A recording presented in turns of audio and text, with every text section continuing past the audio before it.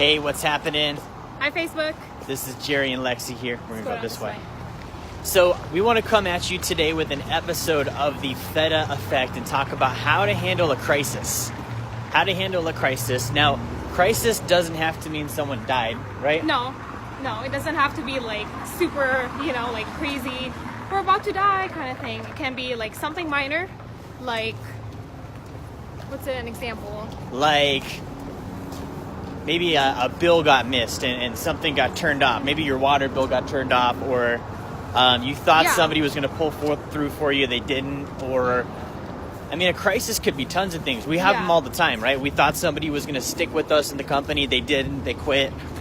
So when you're working through a crisis, what I want you to do is I want you to identify the outcome you're trying to create. So a lot of times, like what happens, and one of the things we're good at,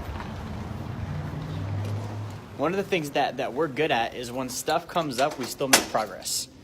So when you're in a crisis, like, most people drop everything, right? Yeah, and they take care of the emergency and they just drop everything else. And then they dwell on it mentally, they get stuck on it, and it lasts longer than it actually lasts. Yeah, all the time. Yeah. So when you're in a crisis, like, the right thing to do is you need to identify your outcomes, all right? So I need to fix this thing, and also I need to move the ball forward in all of these other areas.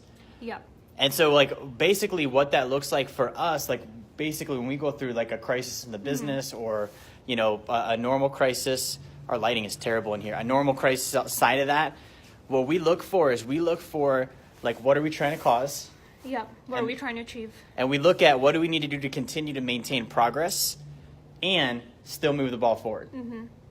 So that's what we want to talk to you about today. Now, if you're watching this right now, I can't see anybody. Can you guys see us? We're they dark probably for some can reason. see us, but So, we can't see if you're hearing us right now, we want to talk to you about how to handle a crisis. Now, one of the crises that you can find yourself in is not having enough money put away. Okay, that's a real thing. So if you're in that crisis, the way that you solve that, I think my Bluetooth's been on this whole time. The way that you solve that is you set up your sacred account. Yes. So by setting up your sacred account, you're no longer in a financial crisis. You have a baseline amount of money that you're saving no matter what all the time, and you're actually able to put that away on a consistent basis. Yep. So we save in a sacred account. What are some of the things you see from clients of ours that use sacred accounts? Automatic results, because them actually, putting together that money aside, it pushes them to want to produce more. Because now they're not, using that money onto something else. It's getting set aside into the sacred account. So it's basically the account that they would put towards, bills or what have you. So by not having that money, even though it's still going into their account, it actually pushes them to want to produce more and get more money out there and get more revenue. And what we see too is the sacred account is not for a crisis. So the deal is with your sacred account, when you're having a crisis, you actually don't touch the account. That's what makes it great, because you have to go earn more income. You handle your crisis through activity, not by dwindling away your earnings. Yeah, and usually, whenever somebody has an emergency fund, they always end up using it, right? Yeah.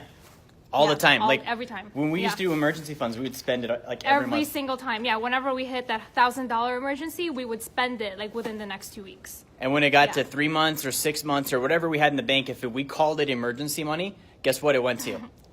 Emergencies. So when you set your sacred account up, it's not for emergencies. That's opportunity money. Meaning you don't touch that money unless you're putting it into something that pays you an income.